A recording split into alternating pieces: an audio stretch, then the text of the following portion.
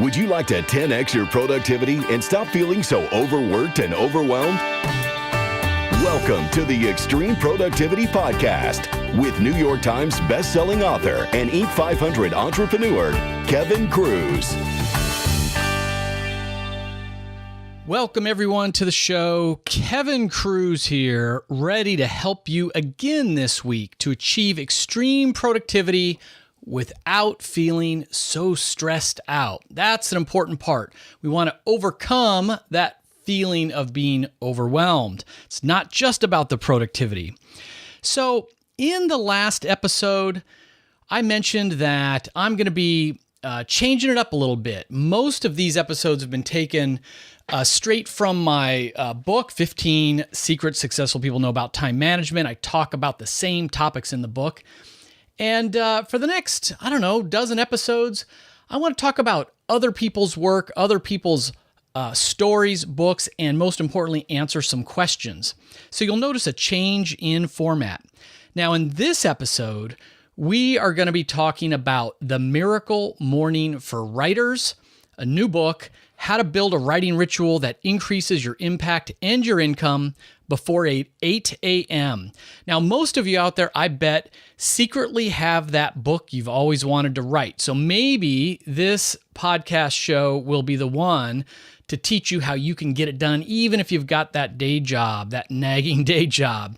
But even if you're not a writer, even if you don't want to write your first book, I would say stay tuned, because in the next 10 minutes, a lot of these habits and techniques and the advice for applying the miracle morning to your writing practice can be applied to anything to make you better. So let's dive in. Good friend of mine, Steve Scott, he happens to be the most successful indie author out there. I mean, it's inarguable. Everybody acknowledges Steve Scott for both how prolific he is. If you go search on Steve Scott or S.J. Scott on Amazon, you'll see dozens of books that he's written. He makes his peak months, he's doing $50,000 in royalties. He's very successful from a financial standpoint. And he's just a wealth of knowledge, and he's freely gives his knowledge on so many Facebook groups and other places to help other up-and-coming writers. So this is Steve Scott got together with Hal Elrod. Now, Hal Elrod wrote the original The Miracle Morning book, and then they teamed up, Elrod and Scott, to write The Miracle Morning for Writers. Now, Steve Scott tells his own story about how he had a dream to become a writer. He was doing some internet marketing things and had this dream to become a writer like so many of us do, but he just felt he lacked the time. And he says he turned it all around. He writes, "I made a decision that forever changed my life. Instead of finding time to write, I made the commitment to get up in the morning and complete my words before doing anything else." And of course, this is a common theme you've heard from me. What is your most important task of the day? Schedule it as early as possible in your day before you start doing emails, before you check social media. Bang out your MIT task right away. And that was his approach. Now, Scott says the problem is he's not a morning person. 9 a.m. is early for him, at least back in the day.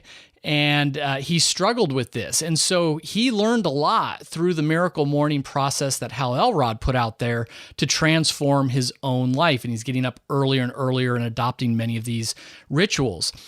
Hal Elrod, he has an acronym for his process, his morning ritual that he calls SAVERS, SAVERS.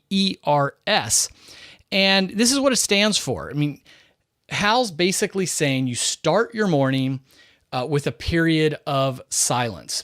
For some that's meditation, for others that's prayer. The A is for affirmations. As a writer, you could be committing to a certain weekly word count or a monthly word count. Visualization, visualize the writing process itself. You could obviously visualize whatever your goal if you don't want to be playing the writing game. E is for exercise. It's not just for the physical benefits. You exercise for the mental benefits. That's a powerful one for me. The busier I am, if I'm going to have a totally crushing day, I'm more likely to get on the treadmill for 20 minutes in the morning because I know that's what's going to oxygenate my brain. R is for reading. And as a writer, you could focus, you could be reading books on writing. Stephen King's great classic book is called On Writing. I encourage everyone to read that if you're interested in the craft of writing. And then the final S in Savers is scribing. And that's, using I like a paper journal, but you could use a digital journal to capture any ideas or lessons learned as you're, going along, as you're tracking your progress. Now, this Savers routine can be applied to anything. But of course, again, the topic here is how does it apply for writers? And the idea is to go through the Savers routine and then write immediately, uninterrupted, monotask your writing time. Steve Scott points out that it's really not about the duration, it's about the consistency that's the key. You probably are not going to right away, be able to churn out 2,000 words a day. These days, I probably am lucky to churn out 1,000 words a day. And I've been writing, for over a decade.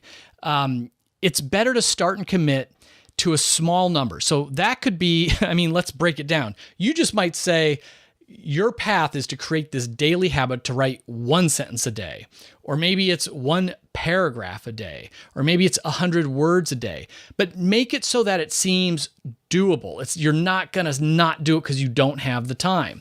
The key is to create the habit. And realize that, I hear all the time, people who are telling me, geez, Kevin, you're an author. I've got a great idea for a book. I just don't have time to write it. And I always say, just set your alarm early in the morning and work on it for, 60 minutes a day. And usually they have some excuse, well, I already get up at 6 o'clock in the morning to go to work, or my kids are up early and I have to take care of them. And I say, well, do what I do. Set your alarm for 5 a.m. We don't find the time, we make the time and commit to it. And a lot of famous writers are this way. Toni Morrison would write at 4 in the morning before her young children would wake up. Kurt Vonnegut wrote from 5:30 a.m. to 8 a.m. Then he would leave. He was a teacher, so then he'd go to school for his teaching job. More recently, breakout indie novelist, he writes thrillers, Mark Dawson. He would just write on his train ride each morning as he went to work. It was a short ride to work, but that was the time that he would commit to writing. And the key about consistency, it isn't just making the time, but it's committing that you will write whether you feel like writing or not. Think about athletes. They don't pick the days that they're going to play in the games. They are given their schedule, they show up at game time, and they play to the best of their ability, whether they feel like it or not. Creating a successful morning routine is really the core of this book. But what's great is, if you do want to write a book, Steve Scott shares all kinds of writing wisdom, publishing wisdom, sales wisdom that's going to help you to increase, your impact and your income. From how to monetize your words to, building your platform. So this is almost like 2 books in one. I highly recommend it. Again, if you just have no interest in being a writer, maybe you just go for Hal Elrod's The Miracle Morning.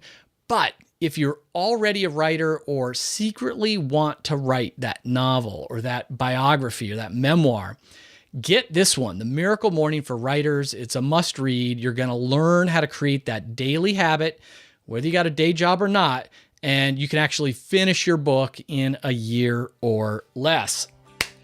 So that's it for this quick episode. As always, thank you for your time. I know we only have 1,440 minutes in the day, and so there's nothing more valuable than that. Once our time is gone, we never get them back. If you'll do me a favor, if you noticed, There were no ads. I have no sponsors for this podcast. I produce it completely on my own. All I would ask is if you got anything from this episode or previous episodes, make sure you leave an honest review on iTunes. And if you want to let me know, send an email to kevin@kevinkruse.com.